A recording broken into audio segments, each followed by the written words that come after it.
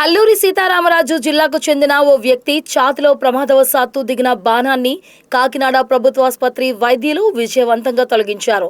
మే 29న అపస్మారక స్థితిలో ఆసుపత్రిలో చేరిన చొల్లా లచ్చిరెడ్డికి అసిస్టెంట్ ప్రొఫెసర్ డాక్టర్ మదన్ నేతృత్వంలోని వైద్య బృందం శస్త్రచికిత్స నిర్వహించింది.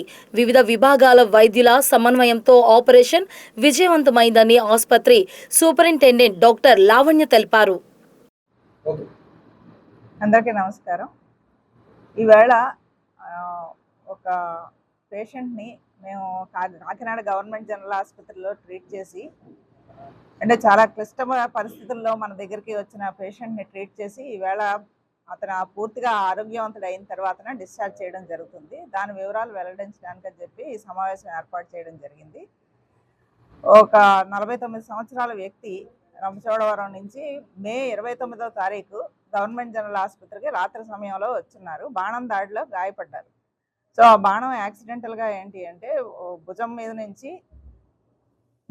నుంచి ఊపిరితిత్తుల్లోంచి మన హార్ట్ అంటే గుండెకి ఉన్న పొర దగ్గర వరకు వచ్చి చొచ్చుకుని వచ్చి ఆగింది.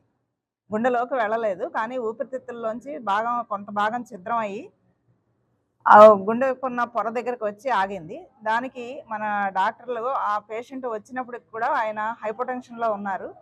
ఆయన్ని హైపోటెన్షన్ నుంచి బయటకు తీసుకొచ్చి ఆపరేషన్ చేసి అంతా అంటే బాణం అంతా కూడా రిమూవ్ చేసి ఇప్పుడు పూర్తి ఆరోగ్యంతో స్వస్థతతో ఇవాళ డిశ్చార్జ్ చేయడం జరుగుతోంది. దానికి సంబంధించిన వివరాలు ట్రీట్ చేసిన డాక్టర్ మదన్, అసోసియేట్ ప్రొఫెసర్ సిటివిఎస్ ఆయన వెల్లడిస్తారు.